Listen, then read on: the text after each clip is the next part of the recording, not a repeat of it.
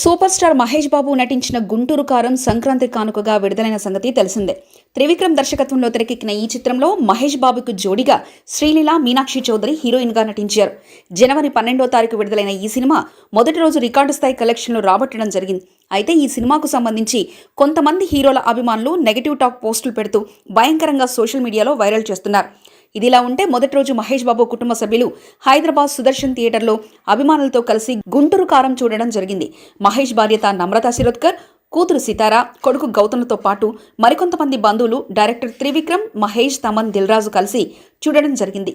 ఇదిలా ఉంటే మహేష్ బాబు భార్య నమ్రతా శిరోద్కర్ ఆంధ్రప్రదేశ్ రాష్ట్ర ముఖ్యమంత్రి వైఎస్ జగన్పై ఇన్స్టాగ్రామ్లో స్పెషల్ వీడియో పోస్ట్ చేయడం జరిగింది.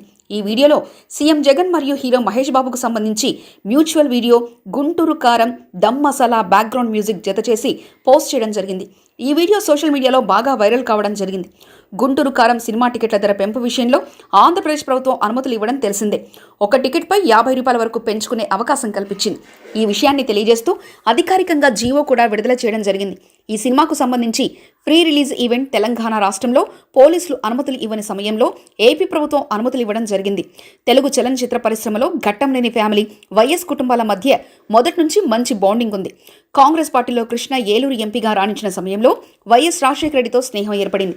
ఈ క్రమంలో కొంతకాలం రాజకీయం చేసిన తర్వాత మళ్లీ సినిమా ఇండస్ట్రీకి పరిమితమైన కృష్ణ రాజకీయంగా వైఎస్ ఎదుగుదలను అవకాశం దొరికినప్పుడల్లా పొగడ్తలతో ముంచెత్తేవారు.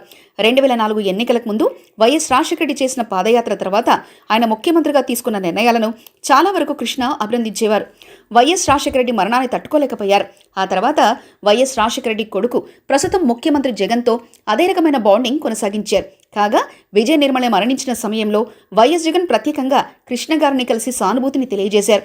ఆ తర్వాత వైఎస్ జగన్ పాదయాత్రపై కృష్ణ పొగిడి ఖచ్చితంగా 2019లో ముఖ్యమంత్రి అవుతారని ముందుగానే చెప్పారు. అనంతరం 2022లో కృష్ణ మరణించిన టైంలో వైఎస్ జగన్ ముఖ్యమంత్రిగా హైదరాబాద్ వెళ్లి ఆయన పార్థివ దేహానికి నివాళులర్పించడం జరిగింది.